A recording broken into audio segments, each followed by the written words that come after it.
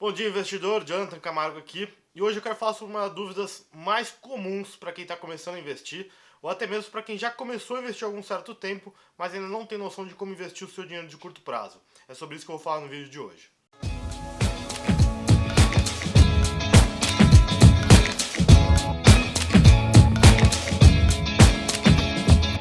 Fala aí, pessoal. Bom, a ideia de passar nesse vídeo aqui para vocês é entender exatamente qual o formato de quais investimentos fazer quando você quer fazer investimento de curto prazo. E definir também para você o que é o investimento de curto prazo.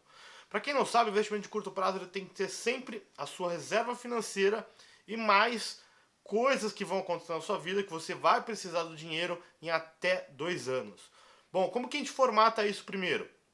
Você vai pegar 6 meses das suas Opa, corta. Você vai pegar 6 meses das suas despesas pessoais, ou seja, o quanto você gasta para se manter, para manter sua casa, manter sua família, e você vai colocar isso como uma reserva financeira, um investimento extremamente líquido e totalmente conservador.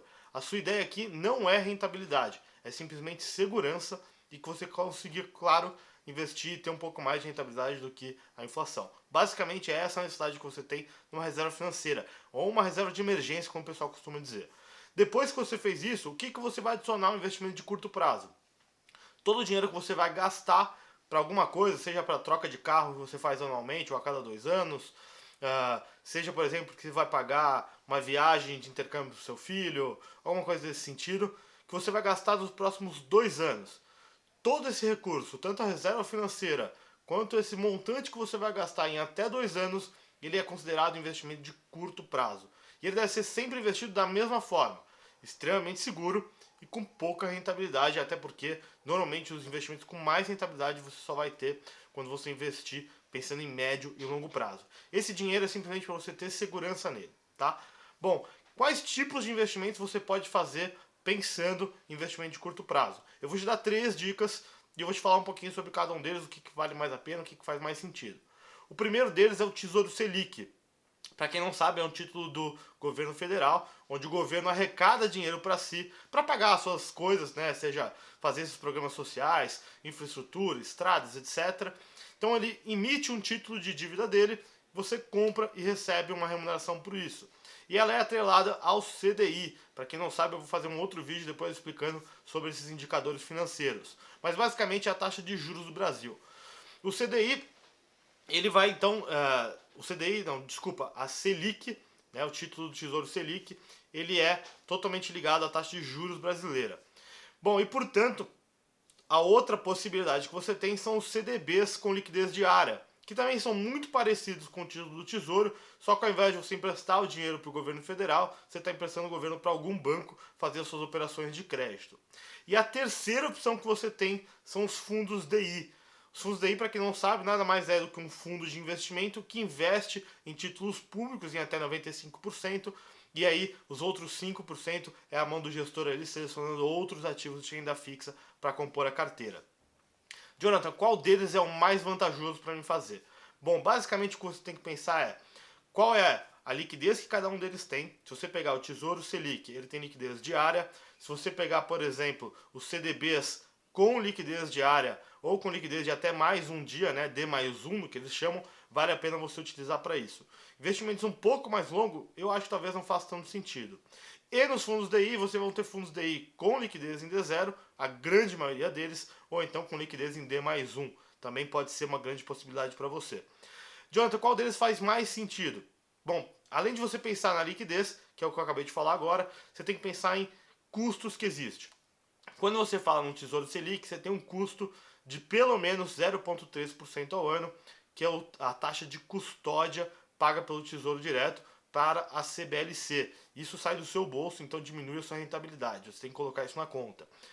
Algumas corretoras, algumas instituições ainda cobram uma taxa de administração do seu investimento no Tesouro. Então, se você tiver aí uma corretora que te cobra isso, você tem que colocar isso na conta, isso também pesa e às vezes até deixa de ser interessante você investir nesse tipo de título.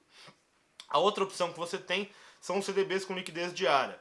A grande maioria dos CDBs de liquidez diária, os bancos normalmente remuneram abaixo de 100% do CDI. São poucas as instituições que remuneram acima de 100% do CDI, ou seja, acima da taxa de juros brasileira. Então você tem que ficar muito atento para escolher exatamente qual instituição te oferece a melhor liquidez. Você tem uma outra garantia quando você fala de CDB, que é o Fundo Garantidor de Crédito, que eu vou deixar aqui em cima para vocês no vídeo. Uma outra opção para vocês conhecerem um pouco mais do que é o FGC, por que ele garante até R$250 mil por instituição ou conglomerado financeiro. A outra opção que você tem, que é o fundo DI, você tem que ficar muito, mas muito atento mesmo quanto à taxa de administração. Quando você fala de taxa de administração, é mais ou menos uma taxa como a cobrada pela CBLC, né? A taxa de administração ou cobrada pelos bancos. A taxa de administração nada mais é do que o recebimento de uma remuneração para administrar esse recurso teu que o fundo recebe. Então isso também sai da sua rentabilidade, do dinheiro do seu capital investido. Então você tem que ficar muito atento para essas duas situações. Qual a liquidez do seu investimento e qual que é o custo para investir no curto prazo. Essas duas coisas acabam tendo um grande problema para você se você não pensar nelas. Pensa sempre em qual é a taxa de administração e qual o custo que você está pagando para esse investimento de curto prazo. E você tem que pensar também qual que é a liquidez que você tem. Essas três opções são opções extremamente seguras para você conseguir fazer a sua reserva financeira, o seu investimento de curto prazo. Tá? Se você conseguir pensar exatamente tudo isso que eu te falei, nesses três investimentos, na liquidez que existe nele, na segurança que você tem, você está conseguindo fazer sim um investimento de curto prazo muito bem feito.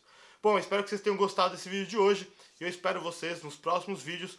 Fique atento que aqui embaixo, todo dia, eu estou colocando para vocês sobre um curso que a gente está criando, chama O Investidor Milionário, onde eu explico o passo a passo de como se tornar um investidor milionário, de como conseguir conquistar a sua independência financeira. Fica atento, esse curso deve sair nos próximos dias ou nas próximas semanas, talvez a gente está acabando de gravar, mas clica ali embaixo no link, fica na lista de espera, que assim que sair você vai receber as novidades sobre esse curso. Bom, espero que tenha ajudado vocês para investir no curto prazo e eu espero vocês amanhã no próximo vídeo.